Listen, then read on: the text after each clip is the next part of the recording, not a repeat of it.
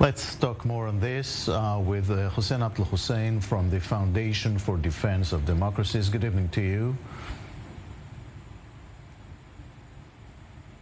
Yeah, are you with me? Yes, I am. Okay, great. What's your analysis of what's going on in Baghdad right now?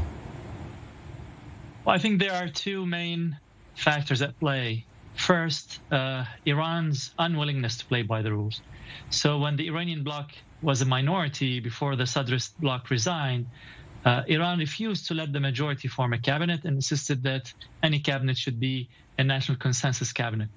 Then when Sadr resigned, and his seats went to the Iranian bloc, now all of a sudden the Iranian bloc wants to form a majority cabinet regardless of a national consensus cabinet.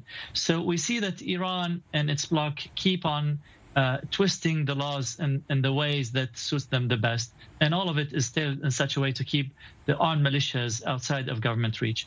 The second factor is that the leader of the anti-Iran bloc, cleric Muqtada Sadr, is such an amateur when it comes to politics that he does not calculate. He likes populism. He likes big announcements. He likes to cause shockwaves, but he doesn't understand how government works. So now we see that he regrets asking 73 legislators of his bloc to resign, handing the seats over to the Iranian bloc. Now he opposes them. Had he kept this bloc, he wouldn't have had to send in his people into parliament. So we have two factors at play. We have Iran that's twisting the laws, and we have anti-Iran Sadr, who's really amateur to stand up to Iran and stop it. But is he powerful? Is he gaining power? Well, I think even if he was powerful, I think right before he withdrew or he resigned, together with the Kurds and the Sunnis, they formed a majority coalition of 222 seats out of 365. And this could have formed a cabinet, except that Iran instructed the Supreme Court to come up with a really silly idea that the majority is a two-thirds majority, which is unheard of in any parliamentary system, because the majority is usually just the simple majority, which is half plus one.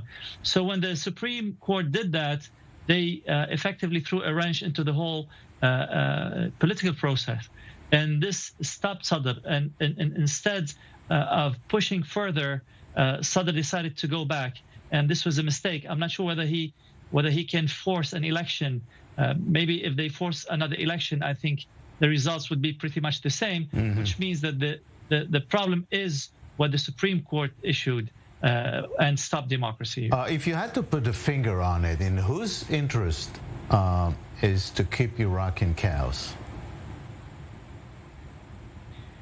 Well, I think the Iranians have proven in Iraq and Lebanon and Yemen and everywhere that they have influence that they either rule the country or they cause civil war. And they've never been ashamed of saying it out loud. They did it in Lebanon.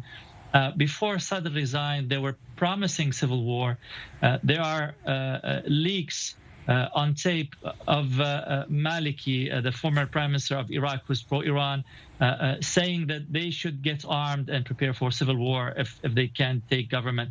So this is the Iranian model. We either rule or everyone dies, and we rule by sheer power.